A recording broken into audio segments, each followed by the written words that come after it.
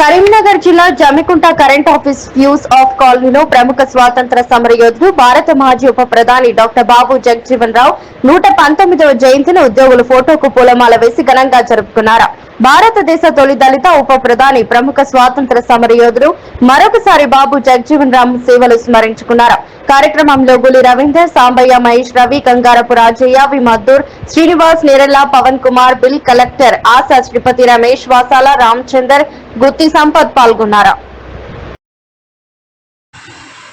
ఈరోజు డాక్టర్ బాబు జగజ్జీవన్ రామ్ 119వ జయంతి శుభాకాంక్షలు.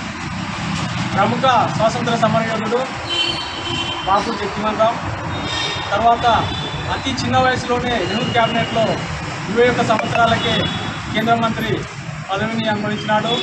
కార్మిక శాఖ, రక్షణ శాఖ, వ్యవసాయ శాఖ అనేకమైనటువంటి పదవులు అనుభవించిన డాక్టర్ జగజ్జీవన్ రామ్ బనారస్ హిందూ యూనివర్సిటీలో పట్టా పొందినాడు.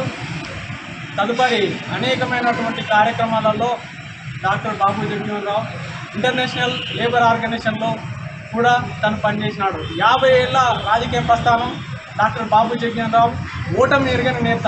వరల్డ్ రికార్డు ఇప్పటి వరకు కూడా 50 సంవత్సరాల రాజకీయ జీవితం ఏ ఒక్కరికి కూడా లేదు. అది ఒక్కరు సొంతం చేసుకున్నదే డాక్టర్ బాబు జగజ్జీవన్ రామ్. డాక్టర్ బాబు జగజ్జీవన్ రామ్ భారతదేశ మాజీ ఉప ప్రధాని, ఇలా అనేకమైనటువంటి పదవులు అనుభవించినాడు. జగజ్జీవన్ రామ్ గారు చిన్నతనం నుండి కష్టపడి బీహార్ రాష్ట్రం మొదలుకొని విద్యాభ్యాసం చేసి అనేకమైనటువంటి రాజకీయాల్లో తన ప్రత్యేకమైనటువంటి స్థానాన్ని సంపాదించుకున్నాడు. డాక్టర్ బాబు జగజ్జీవన్ రామ్ గారి కూతురు తెలంగాణ రాష్ట్రం రావడానికి తను ప్రత్యేకమైనటువంటి చొరవ తీసుకొని అప్పటి పెప్పర్ స్ప్రే కూడా లెక్క చేయకుండా పార్లమెంట్లో బిల్లు పాస్ చేసింది. డాక్టర్